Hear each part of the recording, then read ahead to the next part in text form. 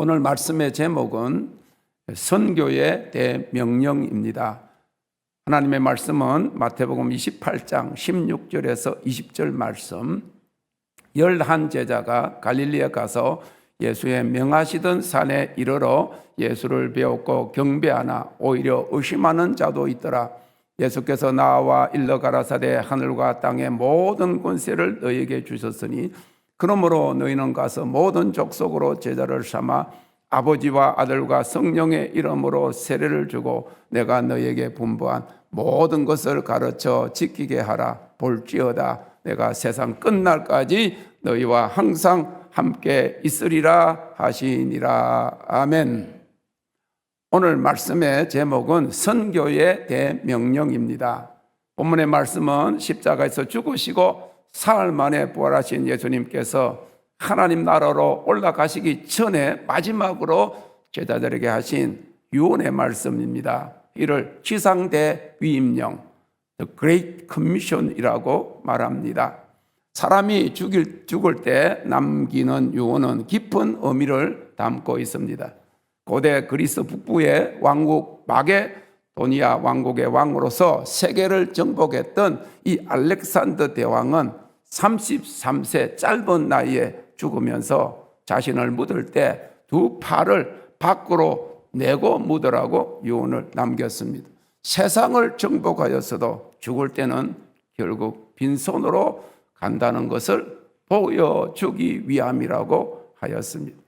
사람은 죽을 때 한 번 유언하지만은 주님은 2번 유언하셨습니다.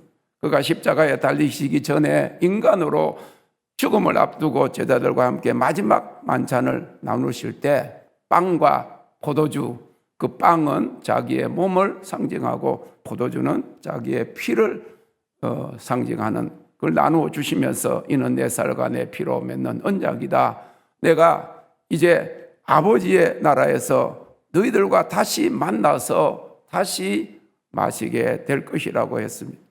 그는 인간으로는 죽으셨으나 하나님으로서 3일 만에 다시 살아나셨습니다. 그리고 다시 사신 예수님은 하늘나라로 올리우시기 전에 또다시 오늘 본문의 말씀에 너희는 가서 모든 족속으로 제자를 삼으라 땅끝까지 이르러 내 증인이 되라고 유언하셨습니다. 이 장면의 배경은 갈릴리 지방의 산이었습니다.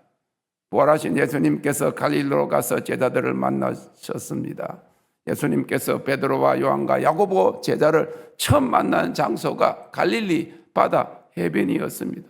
그들을 향하여 예수님께서 나를 따라오너라 내가 너희로 사람을 낚는 어부가 되게 하리라 하시면서 부르셨습니다.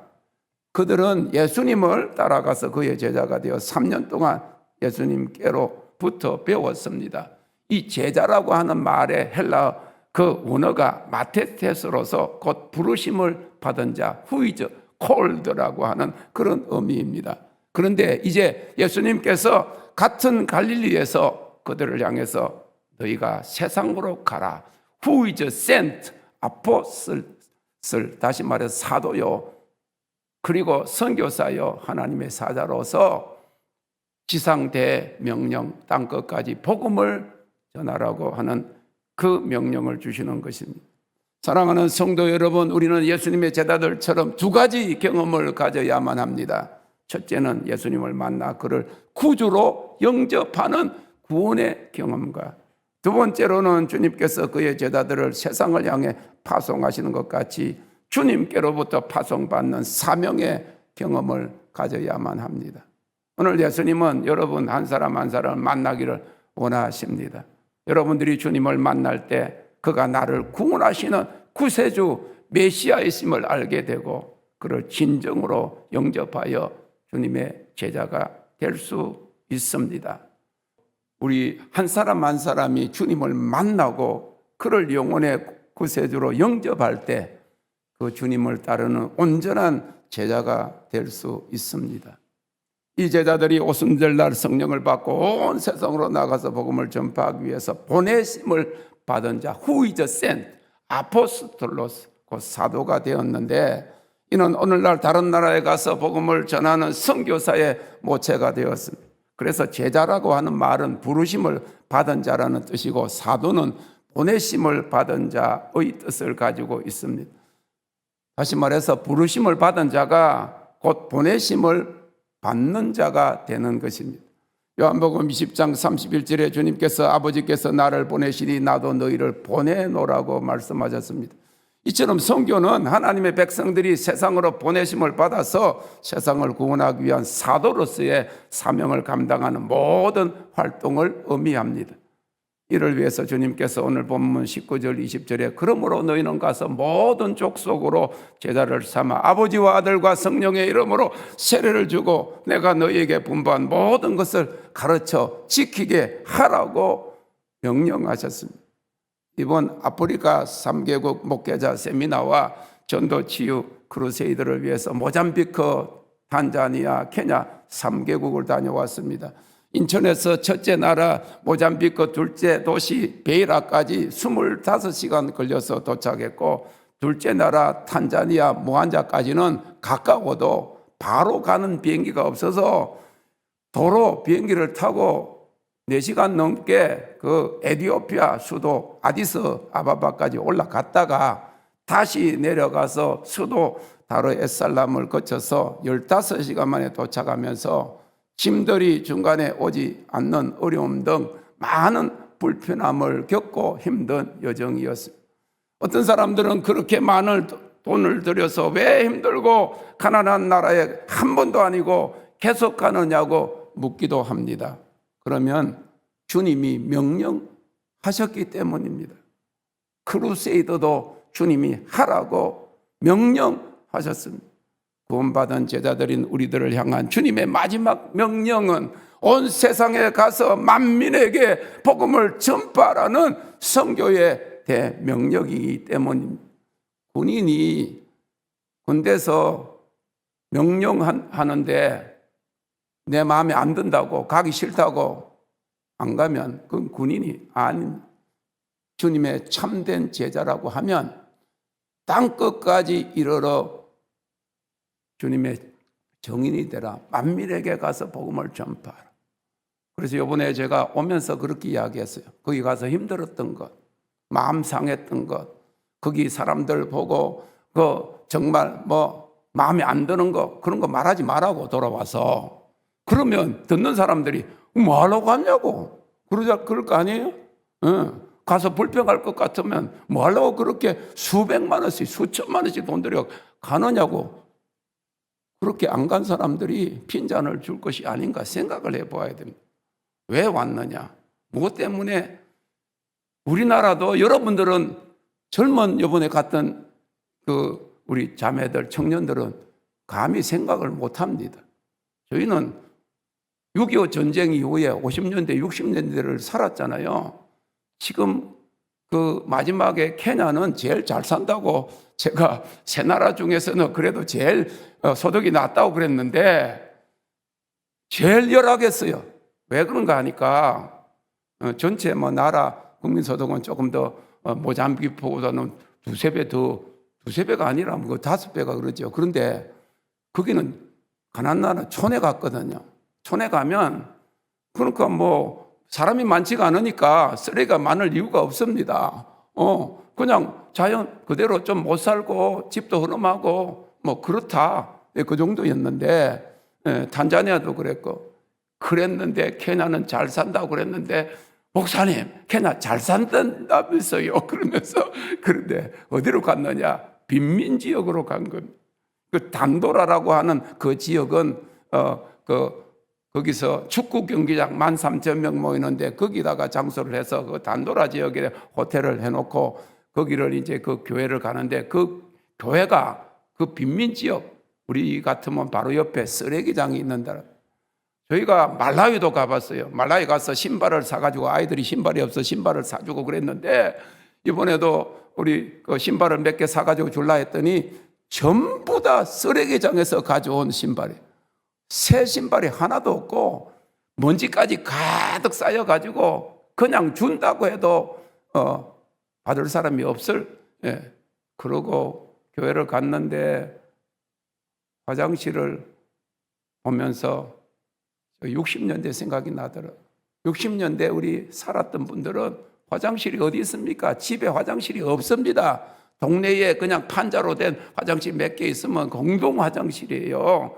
집에 화장실 있는 집은 아주 부자나 있는 거지, 화장실 자체가 없어서 뭐 그냥 나무 판자, 영화에 나오면 어떤 죄수들이 그냥 그렇게 하는 그런 모습들을 보면서 우리 장로님이, 저는 다행히 안 봤습니다. 밥을 먹고 있는데 제일 먼저 이제 강사로 오고 밥을 이제 먼저 먹으라 해서 보지 않고 이제 밥을 가져가서 먹는데, 거기다가 수박을 놔놓으니까 수박에 파리가 앉는 거예요. 그러면 여러분, 보고 있는 사람이 그 파리 앉는 그 수박을 먹겠어요? 파리가 앉지 않은 수박을 먹겠어요? 파리가 앉은 수박이 제일 길고 제일 크고 맛있게 보이는데 그거는 안 건드리고 옆에 것을 집으면서 파리를 쫓았어요. 그런데 장로님은 그 현장을 보았다고. 수많은 막 파리들이, 저는 한 마리 날아오는 걸 봤는데 수많은 파리들이 막 그냥 밥에 그냥 앉아있고 막 반찬에 다 앉아있는 거를 봤으면 못 먹을 거라고. 그래 다 먹고 왔습니다. 왜 그렇게 힘들고 어렵고, 그리고 돈도 요 가까운데 뭐 필리핀 가는 것도 아니고 비행기상만 350만 원이에요. 제가 내년에 갈 때를 보니까 비행기상만 뭐 제일 싼 게 480만 원이고 웬만큼 편하게 가려고 하면, 여러분 편하게 갈 수 있어요. 싱가포르로 가서 좀 편하게 갈 수 있어요. 그런 돈이 많이 들기 때문에, 그렇기 때문에 저렴한 걸 타다 보니까 시간도 많이 걸리고 고생을 하는 거예요. 그럼 왜 가느냐? 주님이 가라고 명령하셨기 때문에. 그곳에 가서 평생을 선교하는 사람도 있다고 생각하면 우리는 잠깐 다녀오는데 선교의 목적, 선교의 의미를 안다고 하면 그건 아무 어려움이 아닙니다. 제가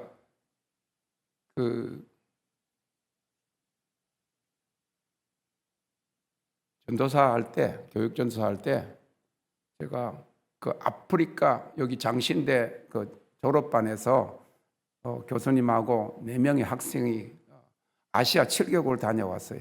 제일 먼데 파키스탄부터 인도, 네팔, 그리고 태국, 그리고 또 필리핀, 그리고 7개국, 방콕, 태국 이렇게 다녀왔는데, 그걸 슬라이드, 그때는 뭐 비디오가 없고 그래서 사진 찍어가지고 슬라이드를 보여드렸더니 목사님 사모님이셨던 권사님이, 목사님 돌아가시고 저한테 찾아와서, 전도사님, 우리나라도 아직까지 복음이 전해지지 않은 곳도 있고 예수 안 믿는 사람이 많은데 왜 그리 멀리까지 가서 복음을 전해야 됩니까? 그러더라고. 저는 선교학을 전공한 사람으로서 선교학적으로 뭐 이렇게 또 성경을 설교로 할 그건 없고, 권사님, 만약에 130여 년 전에, 그때만 해도 지금 150년 됐지만 그때에 1884년에 그 아펜셀러나 언두우드 이런 선교사들이, 미국도 아직 다 복음이 전해지지 않았는데 왜 동양의 이름도 모르는 그 나라에 가서 복음을 전했냐? 그렇게 해서 안 왔다고 그러면 권사님이나 제가 예수를 믿었겠습니까? 그랬더니 그렇구나. 여기서 복음 전하는 사람도 있고 사명을 받아서 땅끝까지 이르러 복음을 전해야 하는 것은 주님의 명령이기 때문에, 오늘 이 말씀에서 우리는 왜 선교를 해야 되는가? 선교의 대상은 누군가? 선교의 방법은 무엇인가? 선교하는 사람들에게 주어진 약속은 무엇인가를 알게 됩니다.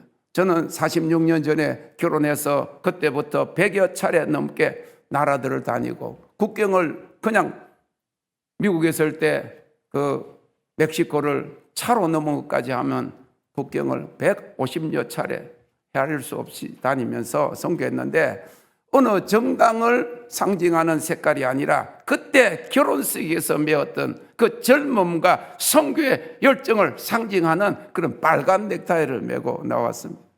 결혼한 지 3년 후인 1983년부터 선교한 지 올해로 43년이 됩니다. 왜 선교해야 됩니까? 첫째는 예수님의 명령이기 때문입니다. 본문의 말씀과 함께 마가복음 16장 15절에는 너희는 온 천하에 다니며 복음을 전파하라 하셨고, 사도행전 1장 8절에는 오직 성령이 너희에게 임하시면 너희가 권능을 받고 예루살렘과 온 유대와 사마리아와 땅끝까지 이르러 내 증인이 되리라 하셨습니다. When the Holy Spirit will come on you, you will receive power and you will be witness in Jerusalem and in all Judea and Samaria and to the end of the earth. 둘째, 우리는 이를 위해서 부르심을 받았고 교회는 이 선교를 위해서 존재하기 때문입니다. 사도행전 13장 1절 3절에 보면 성령께서 안디옥 교회를 향해서 내가 불러 씻기는 일을 위하여 바나바와 사울을 따로 세우라 하셨을 때 교회가 기도하고 그들에게 안수하여 보내었다고 했습니다. 선교의 주체는 성령 하나님이십니다. 성령께서 가라사대 내가 가라고 명령하시다. 성령께서 선교를 명령하시고, 교회는 이 선교의 사명을 위해 존재하기 때문입니다. 왜 선교해야 합니까? 너희는 가서 모든 족속으로 제자를 삼아 아버지와 아들과 성령의 이름을 세례를 주고 내가 너희에게 분부한 모든 가르쳐 지키게 하라. 왜 가야 합니까? 세 번째 이유는 모든 족속을 구원하기 위함입니다. 누가복음 19장 10절에 인자에 온 것은 잃어버린 자를 찾아 구원하려 함이라고 했습니다. 예수님이 하나님 나라를 떠나서 이 세상에 오셔서 영원히 죽을 인간을 구원하신 것 같이 우리들도 만민에게 가서 복음을 전하 열방의 영혼을 구원하라고 하는 것입니다.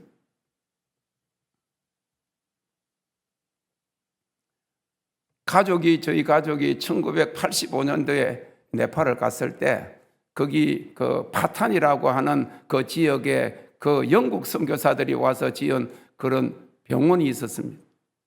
거기 선교사들과 같이 거기서 우리 딸들하고 예배를 드리고, 그리고 바닥에 앉아서 길바닥에 앉아가지고 교회 밖에 나와가지고 우리 아이들이 손으로 그 현지 사람들하고 똑같이 밥을 먹고 그렇게 했었는데 저는 그 광경을 잊을 수가 없습니다.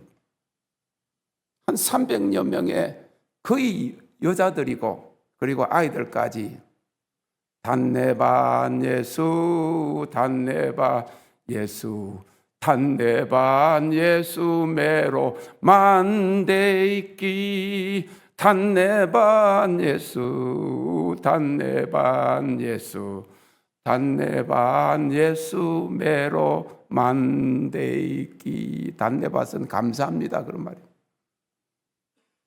매로는 나의 그런 뜻이에요. 매로남 깨워하면 내 이름은 매로남 두성호, 그러면 제 이름은 두성입니다 그런 뜻입니다. 만대있기는 나의 구세주다. 그 노래를 궁상각치호처럼 우리나라처럼 오음이 높게 올라가지도 않고 그걸 부르는데 1시간 넘게 그걸 단조로운 그걸 계속 같은 곡조로 같은 가사로 부르는 거예요. 그런데 나중에는 빨리 하기도 하고 엇가죽음을 하고 아이들까지. 그런데 나중에는 단내반 예수 단내반 예수 하네 전부 다 눈물 흘리는 걸 제가 봤어요. 여러분, 그 당시에 제가 그 다음에 영국에 갔는데 우리나라처럼 그때는 개와 고양이를, 지금 우리나라가 경제가 좋아 개 고양이를 갖다가 이렇게 기르잖아요. 영국 선교사들이나 서방 사람들이 볼 때는 개보다 고양이보다 더 더러워요. 화장실 자체가 없고 그냥 옷도 완전히 그냥 넝마주의고, 이번에 가서 아침에 나가서 보니까 아이들이 그 이쁘게 생긴 애가 넝마주의 이렇게 올려매고 그래가지고 뭐 그 안에다 플라스틱 그 통 같은 거 집어여 가지고 이렇게 갖고 다니더라. 그러면서 제보고 헬로, 그런데 제가 그 생각에 빠져가지고 답장을 못 해가지고 헬로 하는데 나도 해야 되는데 제가 못하고 우여가는 모습을 보고 마음이 되게 아팠어요. 그런데 여러분, 이걸 생각하셔야 돼요. 개와 고양이는 아무리 좋게 대해줘도 하나님을 기쁘시게 못합니다. 개와 고양이 왜 그럽니까? 자식보다 어떤 게 낫기 때문에 야단을 쳐도 꼼짝도 안 하고, 그리고 방거해주고, 그러니까 멀리 떨어지는 자녀보다 이 개, 고양이를 자기 아들, 딸이라고 하면서 그렇게 기르는데 사람을 기쁘게 하기 때문에 그렇습니다. 그러나 동물은 하나님을 기쁘시게 할 수 없습니다. 개와 고양이보다 못하고 형편없어도 구원의 그 감격을 잊지 못해가지고 하나님을 찬송하고 예배하는 그들은 하나님의 형상으로 지음받은 그 귀한 영혼들이기 때문에 그러다 하는 거예요.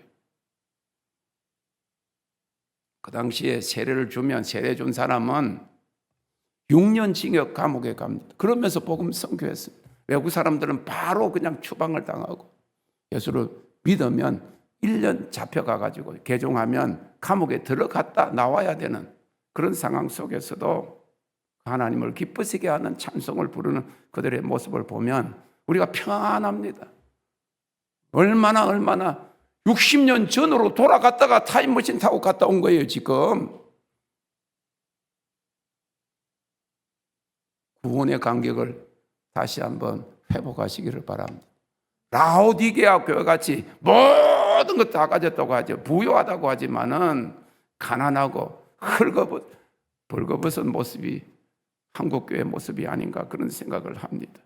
하나님의 형상으로 지음받은 인간을 구원하기 위해서 예수님께서 가서 만민에게 복음을 전하라고 명령하신 것입니다.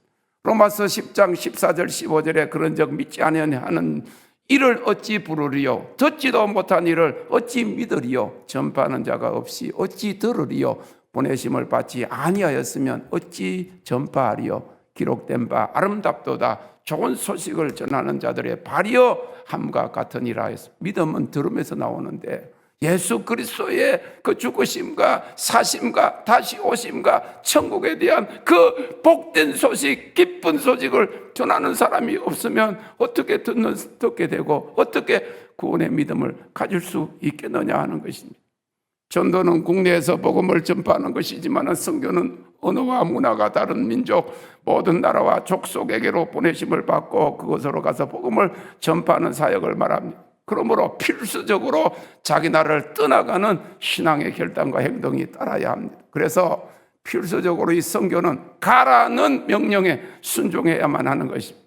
선교에 대한 단순한 호기심에서 선교사로 파송되는 때까지는 호기심, 관심에서부터 훈련, 파송까지 대체적으로 7단계가 있는데 마지막 그 7단계 파송되기 전에는 서약이라는 걸 합니다. 지금은 어떻게 하는지 모릅니다. 저희가 파키스탄에 처음 갔을 때 다 선교사들이 서약하고 내 머리카락 자르고 그리고 손톱 잘라가지고 봉투에 넣습니다. 오지에 가가지고 시체도 못 찾으면 그걸 가지고 장사 지내려고.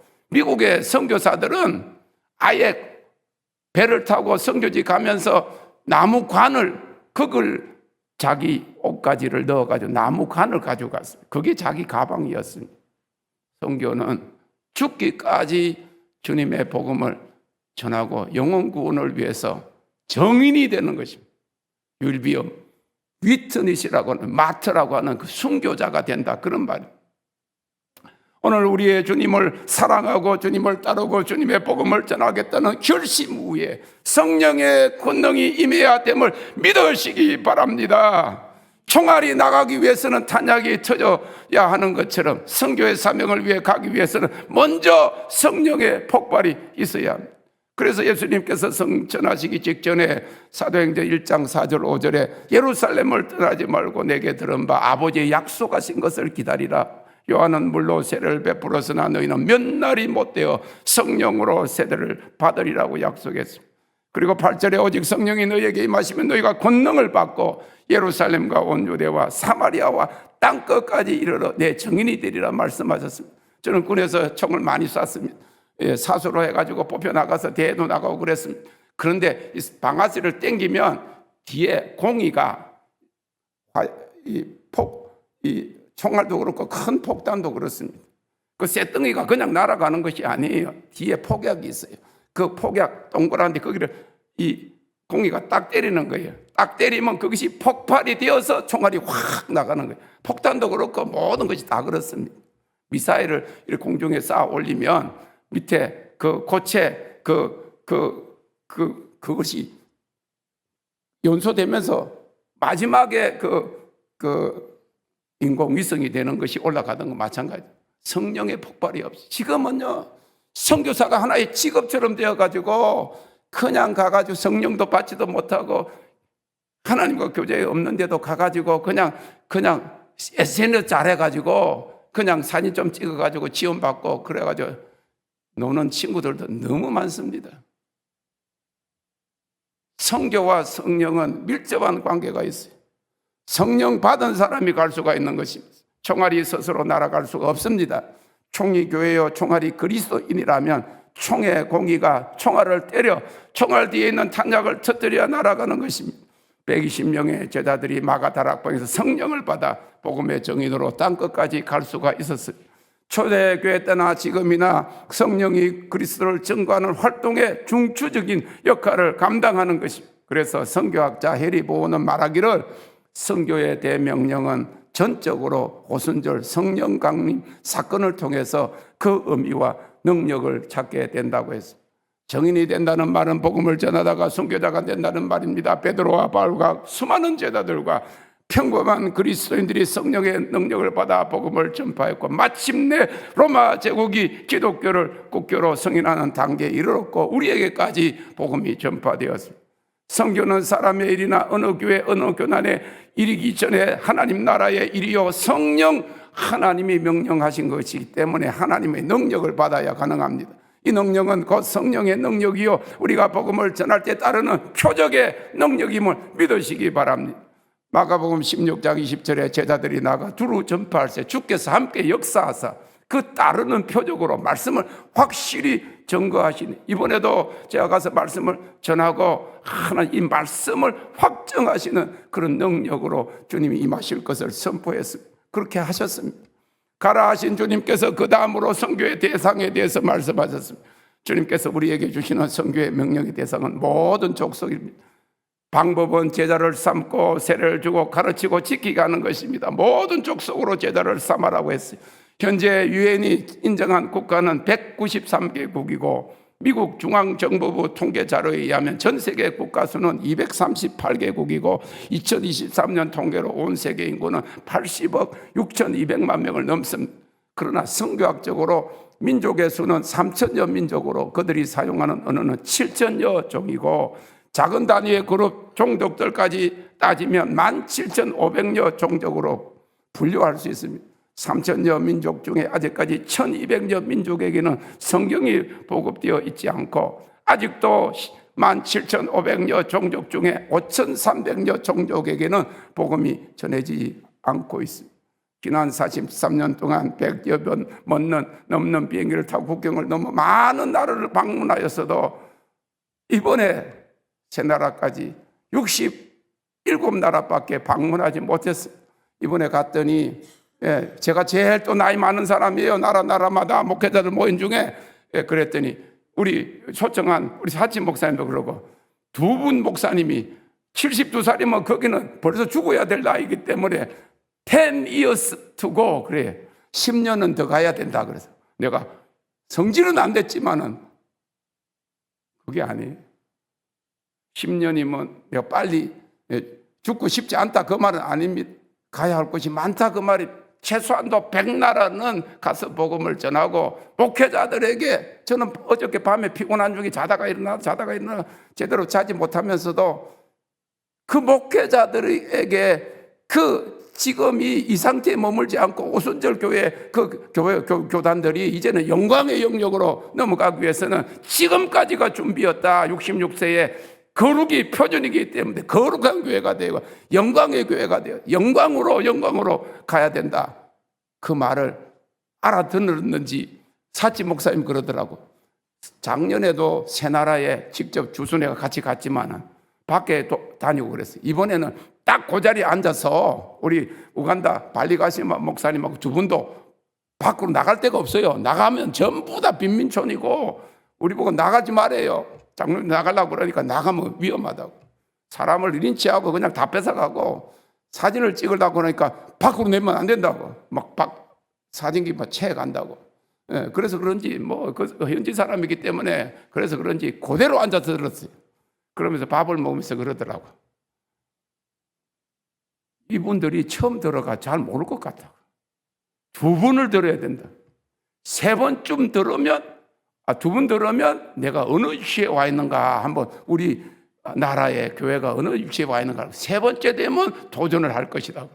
왜 우리가 가야 하는가의 마지막 이유는 하나님 나라의 성취를 위한 것입니다. 마태복음 24장 14절에 이 천국 복음이 모든 민족에게 전거되기 위해 온 세상에 전파되니 그제야 끝이 오리라고 했습니다.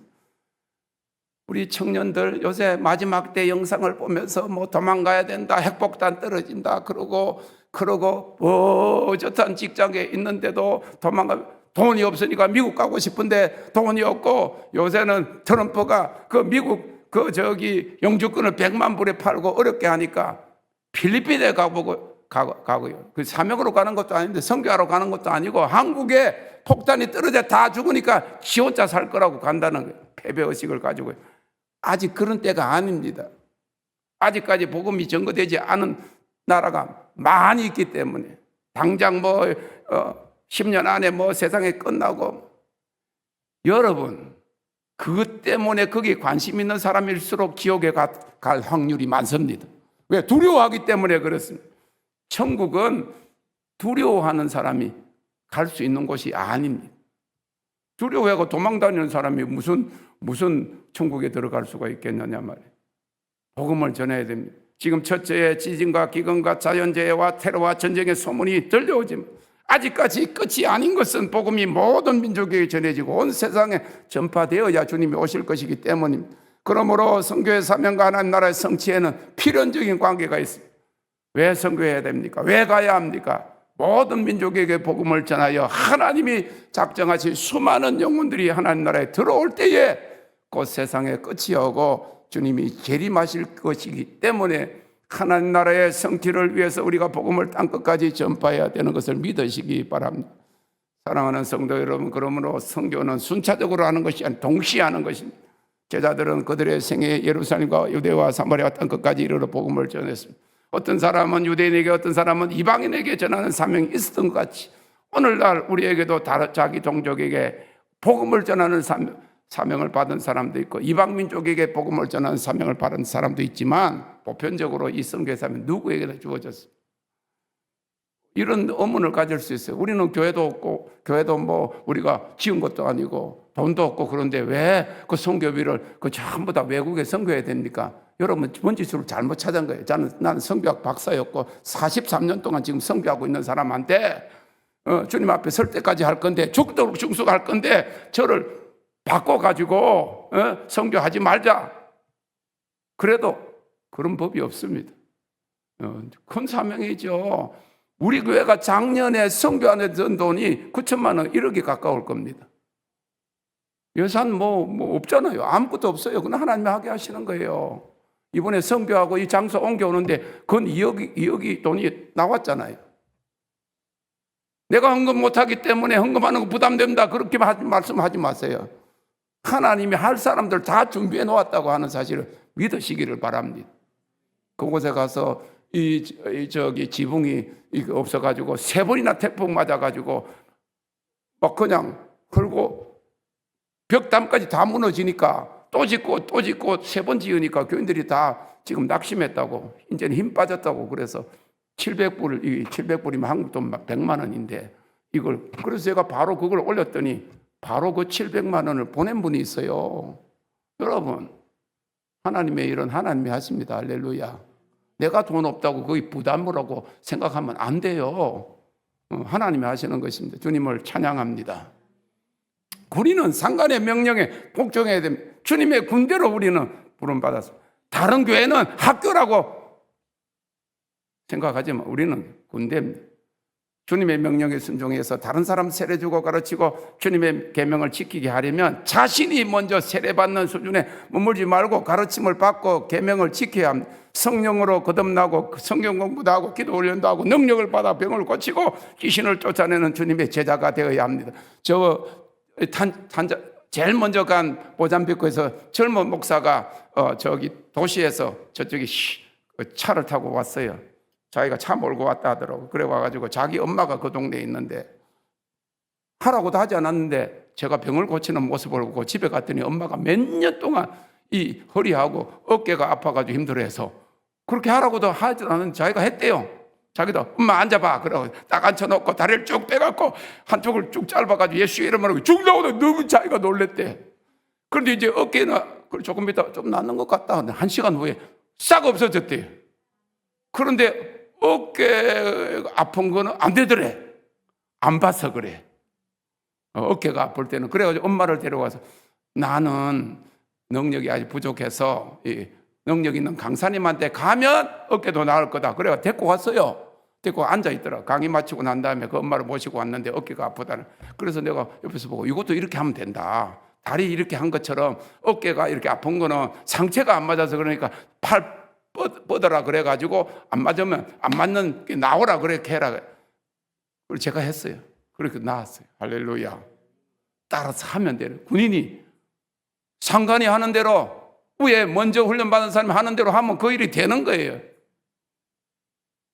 자신이 배우지 않는 사람은 다른 사람을 가르칠 수가 없습니다. 자기가 변화되지 않은 사람이 다른 사람을 어떻게 변화시킵니까? 수영을 제대로 배운 사람이 수영을 가르칠 수 있고 배드민턴을 제대로 기초부터 배운 사람이 다른 사람을 가르칠 수 있습니다. 저는 수영도 합니다. 어디든지 갈 수 있습니다. 그런데 수영을 못 가르칩니다. 마음대로 배웠기 때문에. 여기 우리가 부산에 있을 때 할머니 집 앞에가 바로 그냥 바닷가라.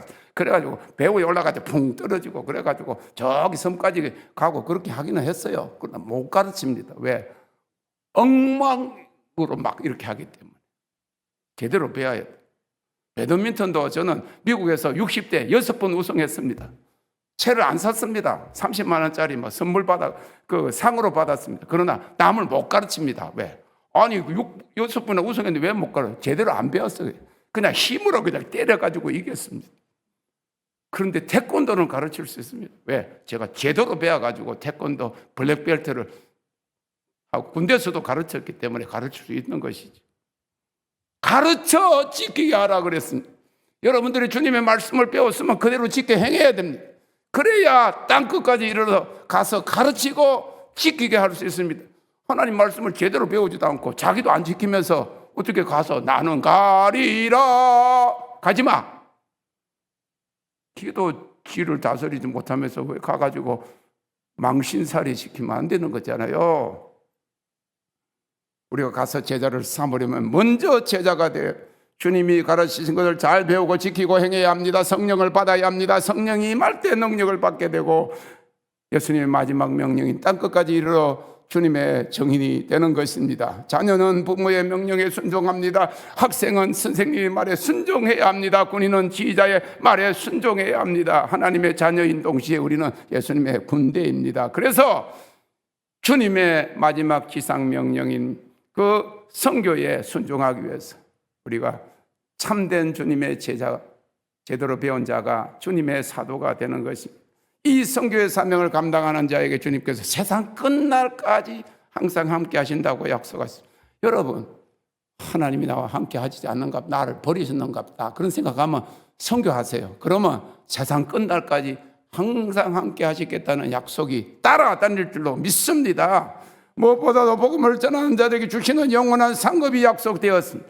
다니엘서 12장 3절에 많은 사람을 옳은 대로 돌아오게 한 자는 별과 같이 영원토록 비치리라. 천국에서도 보좌 앞 가장 가까운 곳에 앉게 하실 것입니다. 주님은 가난한 자를 구제하고 복음을 전하며 선교하는 자들을 향해서 내가 줄일 때에 너희가 먹을 것을 주었고 목마를 때에 마시게 하였고 나그네 되었을 때 영접하였고 헐벗을 때에 옷을 입혔고 병들었을 때에 돌아보았고 옥에 갇혔을 때에 와서 보았느니라 하시면서 저는 이 말씀을 기억하면서 내가 옥에는 안 가봤구나 이런 생각 한때가 있었습니다. 그래서 옥에도 갔습니다. 내 아버지께 복받을 자들이여 나와 창세로부터 너희를 위하여 예비된 나라를 상속받으라 하며 축복하십니다. 우리가 가난한 때에 도움을 받았으니 우리가 가난한 사람을 구제해야 하고 우리가 복음을 받아 구원받게 되었으니 복음을 모르는 자들을 만민에게 가서 복음을 전하는 선교를 해야 합니다. 그러므로 주님 오시는 날까지 우리의 생명이 다하도록 모두 가든지 보내든지 기도하든지 물질로 동참함으로 주님의 선교의 명령에 복종하는 성도들이 되시기를 주님의 이름으로 축원합니다. 이를 위해서는 풍성한 물질도 필요합니다. 이 주님의 마지막 선교 명령을 순종하여 땅끝까지 복음을 전하는 축복의 사람들이 다 되시기를 주님의 이름으로 축원합니다.